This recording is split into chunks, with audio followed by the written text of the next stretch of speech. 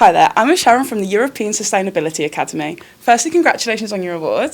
Thank you, Poppy. Tell me about your business.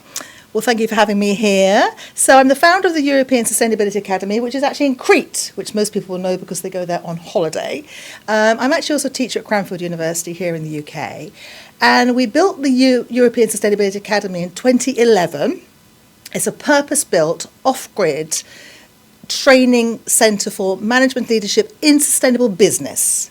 And if any of you have gone to Crete for your holidays, you know in Greece we're having terrible problems with climate change. There are wildfires everywhere, we have drought problems, flooding problems.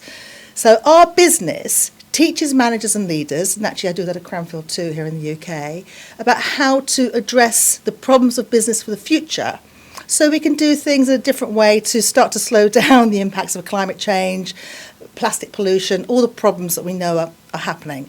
And our real focus is on the transition to net zero, which some people have heard about. So that means about decarbonising our economy. And the only way to do that is through business. And it's businesses of all sizes. So there is a big sort of problematic thought that it's only the massive organisations that can do something.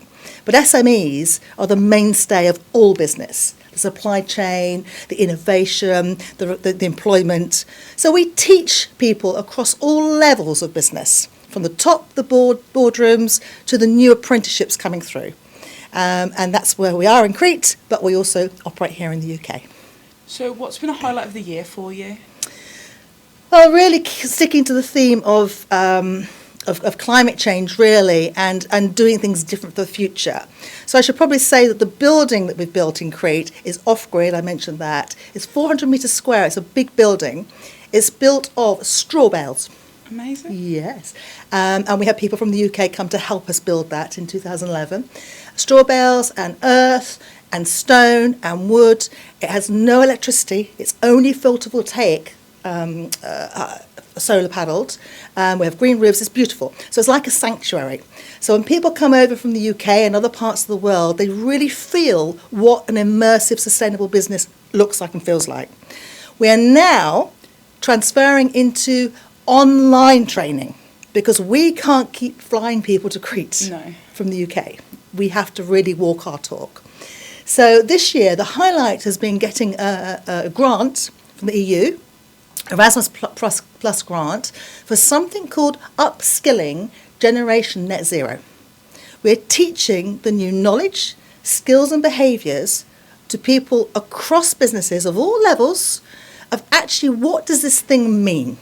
What does it mean if you're in procurement? What does it mean if you're hiring in HR? Making it real. How do you communicate about this? How does your marketing be realistic around sustainability so you don't get accused of being greenwashing? Yeah. This is a big problem we've got. So the highlight this year is winning the award, piloting a programme which we've done in the tourism and hospitality sector, hotel, pubs, tourism in Greece and Slovenia. We've piloted that this year. Fantastic results, absolutely excellent. And really we couldn't have done that without the EU funding, essentially. And these people are going to get what's called a micro-credential. So they now can take that micro-credential to anywhere across Europe and in the UK to show that they have green skills, sustainability skills in business. Major highlight. We've just finished it now, so I'm so pleased to be here now to be able to talk about it. Amazing. So you've been doing all this. What does the future look like for you? Well, really, in my view is, everyone talks about resilience, okay? Future-proofing, sustainability, climate change. How could we be resilient if we don't have the knowledge? We're really under-aware, really, of the details, and then the skills, and then the behaviours. Leaders have to be resilient. But a leader's not resilient if they're obviously not knowledgeable. So the future is continuing more of the same. Now, we've just rolled out this programme in tourism. We believe we can roll it out in other sectors, particularly construction.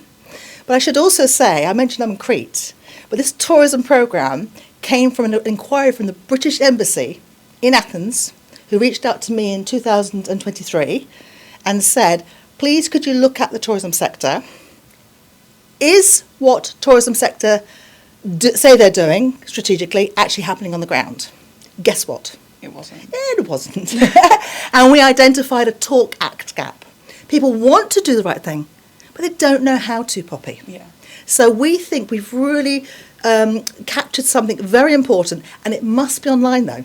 That's our big move. So the future is getting all the learning online, and we've done some work with the Chartered Institute of Management here in London. It must be online, it must be on demand, it must be low cost. Because if you really want to change a lot of people quickly, which is what we have to do if we want to stop the wildfires, you've got to let more people have access to this training. That's the future. It looks very positive. Amazing. Congratulations on your award again. Thank you, Poppy. It's been lovely speaking with you. Thank you very much. Thank you.